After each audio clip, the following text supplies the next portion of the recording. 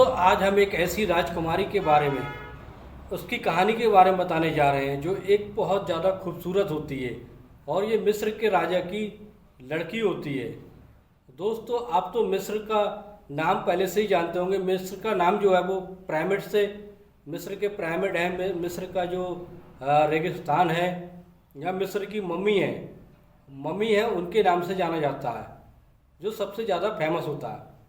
तो दोस्तों मिस्र की एक ऐसे राजा की कहानी है जो बहुत अत्याचारी, बहुत क्रूर और बहुत ज़्यादा बदसूरत था और इसकी उम्र काफ़ी हो चुकी थी, लेकिन वो इतना ज़्यादा अत्याचारी था कि उसने अपने ही बेटियों के साथ संबंध बनाए और उसने अपने किसी बेटी को भी नहीं छोड़ा। तो दोस्तों वैसे तो हम बहुत ही कम राजा महाराजाओं के बारे में और उनकी महारानियों के बारे में जानते होंगे, लेकिन कुछ लगभग 2000 साल पहले की बात है। जो राजा था जिसका नाम था अख्यानूतन, जो बड़ा अत्याचारी था। तो उस अत्याचारी राजा की 3 बेटियां थीं और तीनों बहुत ज़्यादा खूबसूरत थीं। सबसे छोटी बेटी थी जिसका नाम था अनकसेना मून, जो सबसे ज़्यादा ही खूबसूरत थी। और दोस्तों ऐसे ही होता है, जो अत्याचारी राजा होता है अख्यानूतन, उसने सबसे बड़ी बेटी के साथ संबंध स्थापित किया और उसके साथ बलात्कार किया, जिससे उसकी जो बेटी थी, बड़ी बेटी, उसने बच्चे को जन्म देते समय उसकी मौत हो जाती है। और जो बीच वाली लड़की होती है फिर वो उसके साथ संबंध बनाने लगता है। वो इतना ज़्यादा अत्याचारी होता है कि संबंध बनाते समय तो दूसरी वाली बीच वाली लड़की की भी मृत्यु हो जाती है।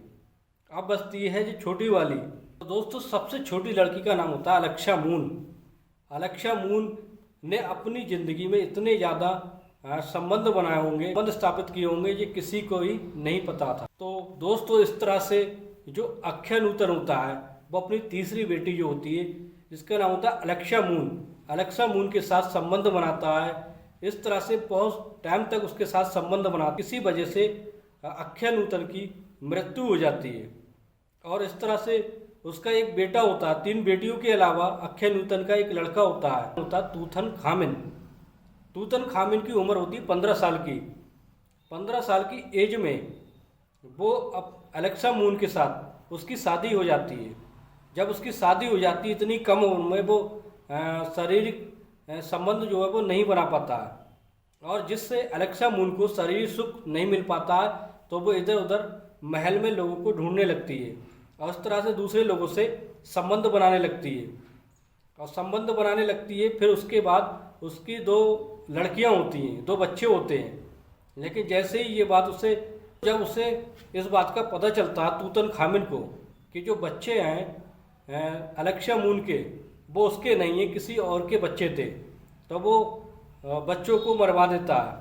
तो इस तरह से दोस्तों जो अलेक्सा मून होती है कई लोगों से संबंध बनाती है और तूतन खामिन जो होता है किसी वजह से उसकी भी 25 साल की उम्र में मौत हो जाती है। जब नूतन खामिन की मौत हो जाती है तो अलेक्सा मून जो होती है वो अकेली पड़ जाती है और इस तरह से वो संबंध बनाने के लिए हर किसी को ढूंढने लगती है और जो गद्दी होती है उसकी वो उत्तराधिकारी हो जाती है और गद्दी की मालिक हो जाती है।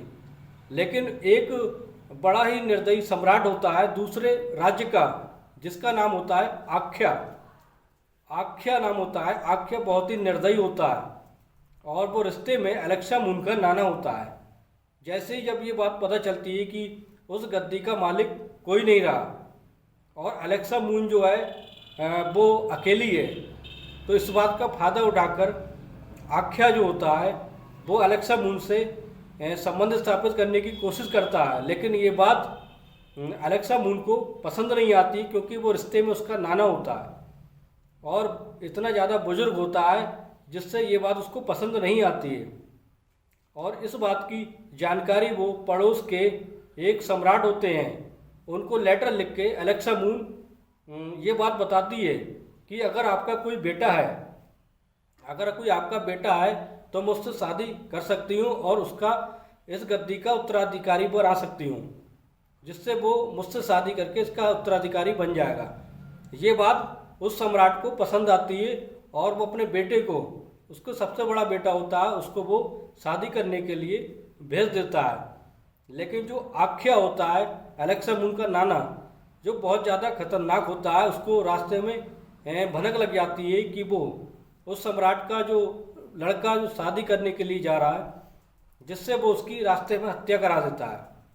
और इतना ज़्यादा क्रोधित हो जाता है आख्या और एलेक्सा मून के साथ बलात्कार करता है, और वो कई दिनों तक उसके साथ बलात्कार करता रहा। तो फिर आख्या जो होता है वो अलेक्सेना मून से शादी कर लेता है और उस गद्दी का उत्तराधिकारी बन जाता है। इस तरह से वो कई दिनों तक उसके साथ जबरदस्ती करता है और रिश्ता बनाता है। इस तरह से ये काफ़ी दिनों तक चलता रहता है। लेकिन अचानक ही एलेक्सा मून की किसी वजह से मौत हो जाती है। लेकिन ये राज ही रह जाता है कि उसकी मृत्यु कैसे हुई थी। ये आज तक कोई नहीं जान पाया कि एलेक्सा मून की जो मृत्यु हुई थी वो किस तरह से हुई थी। तो दोस्तों, एलेक्सा मून जो होती है वो एक ऐसी राजकुमारी है, ऐसी खूबसूरत राजकुमारी होती है जिन्होंने अपनी ज़िंदगी में इतने सारे लोगों से संबंध बनाए थे, फिर भी वो अपने जीवन में खुश नहीं रह पाई थी। और उनकी जब मौत हुई थी तो उनकी मौत का राज जो था वो राज ही रह गया। कोई नहीं जान पाया उनकी मौत किस तरह से हुई थी।